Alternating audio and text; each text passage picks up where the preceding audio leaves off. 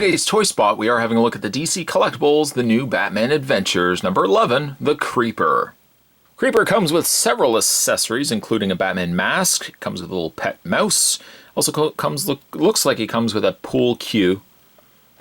And of course a display stand. Flip around the back of the package, nothing. Well, not nothing. You've got Nightwing, you've got Tim Drake, Robin, and you've got Batman, but no read-up. It's okay. Doesn't bother me. I don't sweat that, as they say. That's what they say. You can go to www.dccomics.com. You can also go to www.comicshoplocator.com. Check out the local comic book stores in your area and support them. Spot's going to take a break. I'm going to get this opened up, and when we come back, we're getting a better look at the DC Collectibles, the new Batman Adventures, number 11, The Creeper. There's more heading away, guys. Don't go anywhere. Stay tuned. Included with the Creeper, you get yourself a pamphlet. You've seen these before. On the one side, Batman the Animated Series. On the other side, the New Adventures of Batman, or Batman Adventures. Spin them around the back, and we have 12 different characters, ranging from Batman, Two-Face, Mr. Freeze, Catwoman, the Joker, Robin, Man-Bat, Poison Ivy, Killer Croc, and Baby Doll, Robin, the Creeper, and Harley Quinn. And well, at least from my standpoint, we've already looked at, this will now be the 7th figure, because we've already covered all these two, and now Creeper. Still got to get Man-Bat, though. I've got to pick him up. Seen him once, just never got a chance to pick him up, though. Creeper also comes with the same tried and true display stand that we've seen before. Although the character turnaround is much different. It's Creeper instead of Robin or Batman. Comes also with the clear display stand that has the almost half circle at the bottom that you want to have that facing backwards. And also comes with the waist clip. I'm still not crazy on the waist clips here. Robin, I liked Robin's because Robin's was just the clip. This has these extra pieces that extend out. I don't really think it's necessary, to be honest. I mean, once you get it to about there, that's as much waist clip as I need. I don't need all this extra. I can't even think of why you would. I mean, if you want to put in dynamic poses, but I mean, really, I don't think these are the kind of figures you want to be putting in really super dynamic poses. Just a basic waist clip is, I think, all you really need, if you ask me. So you get that. We'll just put that to the side. Ironically enough, Creeper didn't think he was going to, but Creeper stands. Creeper stands just fine. Robin, on the other hand, did not. Nor did the other Batman figures. But Creeper, for all intents and purposes, he should not be able to stand. And the reason why I say that is he's extremely top-heavy. The culprit being this extremely large mane. And this was a topic of frustration for me when I first got the original animated series, Batman New Adventures Creeper, from, I guess, Kenner, many moons ago. I think I still have that figure. But the one problem I had with that figure was this mane only attached by the fact this section here, these side hairs, these front hairs here, it basically just sat on his shoulders. It didn't clip, it didn't do anything, it just sat on his shoulders. So at any given point, the mane just easily could just fall right off, this back section. Whereas this Creeper, I wouldn't even attempt to try to force this off. It's clearly affixed to his back. So that's perfectly fine for me. Creeper also, too, for me, it means nothing to anybody else. I could just dribble on for hours about stories and stuff like this, but Creeper for me also has a soft spot because I used to go to the local mall. Let me turn his arm around. I used to go to the local mall, and they had all the animated series figures, and by this point this was all like new Batman Adventure stuff. And Mad Hatter and both Creeper peg-warmed the crap out of the toy section. There's probably a good dozen or so of each figure at any given point. Nobody was buying them. So I had lots of opportunity to buy them, and I think I bought them, funny enough, near the end. As it goes for toy, And I mentioned this with Robin. Robin, I think, translated better from cartoon to figure, whereas Joker, I think, was more toy to toy. Like, he seemed more inspired by the toy and less by the cartoon, just because he didn't quite fit the profile, that face that he had in the cartoon. There was just something missing.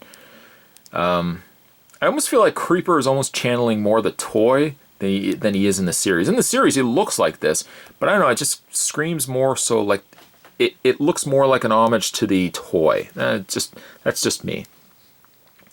But let me just say though, his back is heavy. This is all solid plastic, this big back bulk piece here. But despite that, he stands. He has very small feet, which is an ongoing issue. One reason why it's very hard to translate a model, a cartoon model, to figure form, because he's going to be really big in the torso, really small in the legs, and really, really tiny feet and hands. Speaking of hands, on the other hand, he does have several hands. He's got an extra 4 hands, or an extra 2 pairs of hands if you want to look at it that way. And right now he's got closed fists. These closed fists serve no purpose. You can't do anything with them in the sense of holding anything, but you can easily unpeg the hands. Once again, very small pegs. Reach around to the other side, take the other hand off on the other hand. I promise I won't keep doing that. And you can also put in partially open hands. Now these partially open hands, take this one in as well. The hand pegs are so small. They're so incredibly small. With the hands like this, the supplied pool cue, you can fit into his hand. I guess, I don't know really which one is more specifically designed for the pool cue. Kind of want to just, I wonder if I can actually feed it up this way. I see, that's the easiest way to do it. Do it much more easier than making it difficult. He can hold the pool cue. He also does have a mouse, which I don't think actually attaches to anything necessarily. You could, he does have kind of clawing hands, but it's also, this one hand is also more flat. So for that reasoning, you could also use that hand, unpeg it, and you know what, it doesn't really matter, we'll use this hand here. I guess you could theoretically put the mouse or rat into his hand like that. You could kind of do it like that if you wanted to.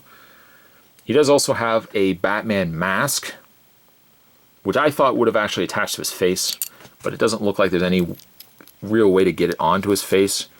You would have to fight it underneath this hair right here, and good luck doing that.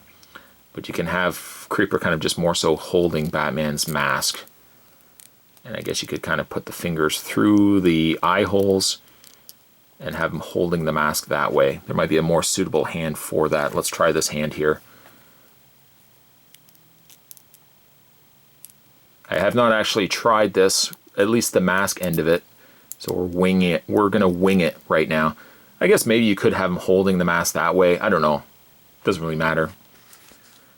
We'll take the pool cues out of his hand, not my hand, his hand. Remove the other hand, and let's swap out the other hand to the claws. I don't know, I kind of dig the claws. I think for me, that makes more sense for Creeper. Just kind of creeping along with his creepy claw-like hands. Face-wise, something we didn't even touch base on. It's already 7 minutes in. We haven't even touched base on the face. Face is nice. But again, I feel like it's more based on the figure and less on the animation model. Very elongated face as well. He's got slightly an underbite going on there as well. Very bright eyes. I got a little bit of paint that's on his nose. That's kind of a shame. But I will say this for Creeper. He's very vibrant in the colors. The yellow, the green, the black, of course the red. Points that I do like, and literally I like, in the regards of points, is I like the cuffs that they put around his legs and around his gloves. There's a little bit of prickliness to it, but they're not sharp. They're not going to cause damage or anything like that. I love those. It just makes the figure pop. Same thing as I like the black around his side of his hair and on his trunks. It's a really well-rounded piece. Interesting that they would have gone the route of Creeper, though. It's not like it's the first figure I would have thought of. If I was DC Collectibles and sitting around the boardroom table thinking, what figures are we going to incorporate into the new line of animated series figures? Not sure I would put Creeper near the top of the list. I probably would maybe put him further down the list, unless they wanted to put like top billing figures in like say a series 1, and then put figures that maybe people would not have gravitated as much to in that mix as well, so that you're not, as I always say, we're not doing the same problem that, I don't always say this, I say this to myself, the problem that the animated, with the Masters Universe Classic figures did, so did the DC Universe. They went through like all the big characters first, that by the later waves, it's like, who is this person? Who is this person? I mean, I would be more inclined to probably put a ventriloquist long before I'd put Creeper. By that matter, I'd also put maybe more, like Scarecrow ahead of the pack. But still, I got to appreciate the fact that Creeper has made it. Having the original Creeper and now seeing the updated Creeper, it still has everything I like about Creeper, like the dynamics of him, the coloring of him, everything I really liked about Creeper, though it's not really a character I would have probably jumped on right away to get a figure for. When it comes to his articulation, he does have a ball joint in the head. You're going to have the head kind of tipping like he's a little crazy. Shoulders hinge out, forward and back. He's got a hinge in the elbow, which also swivels.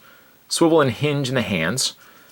He's got a waist swivel, which isn't the easiest to get to, because you have to kind of get your hand around the main area.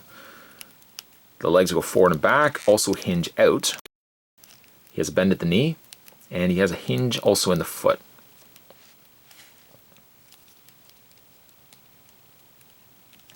There we go.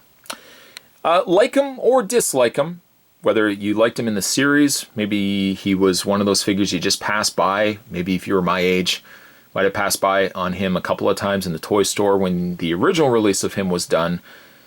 I don't know. I think from a new uptake, a new update on the figure, he's good. I just don't know if I would have necessarily jumped on a Creeper so early into the series. I probably would have kept him later. I don't know how well people are investing into the Creeper. If I look at it strictly from a figure standpoint, he's really cool, very vibrant. He looks a lot like he did in the toy form. I just don't know if I would say Creeper was needed right away, if that makes any sense. Today's Toy Spot, we were having a look at the DC Collectibles Batman, the new Adventures of Batman. We're having a look today at the Creeper. Stay tuned, guys. Spot's going to have more Toy Spots heading your way. Thanks for watching. I'll see you next time.